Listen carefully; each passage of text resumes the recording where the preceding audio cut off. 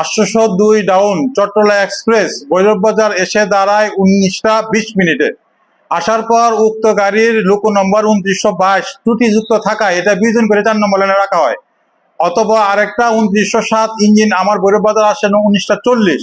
আসার পর উক্ত গাড়িটা অনটেন করা হয় 20টা 5 মিনিটে চট্টগ্রামের উদ্দেশ্যে ভৈরব ছেড়ে দেয়, কিন্তু ব্রিজে উঠতে না পারায় পুনরায় 20টা 20 মিনিটে ভৈরব বাজার জংশন আসে, এসে দৌলতকান্দির দিকে যায়, গিয়ে আবার পুনরায় যখন উঠতে পারবে না জানে, তখন ভৈরব এসে দাঁড়ানোর পর 2901 তিতাসের ইঞ্জিন দৌলতকান্দি থেকে কেটে ভৈরবে রাত্র 22 ঘটিকার লাগায়া 22টা 5 মিনিটে ভৈরব বাজার জংশন স্টেশন থেকে চট্টলা ট্রেনটা চট্টগ্রামের উদ্দেশ্যে ছেড়ে যায়।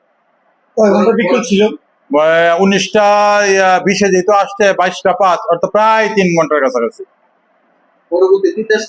তিতাস ট্রেনটা 2601 একটা ইঞ্জিন আখাউড়া থেকে আসছে, এটা দৌলতকান্দি গেছে, ওটা তিতাসে কাজ করবে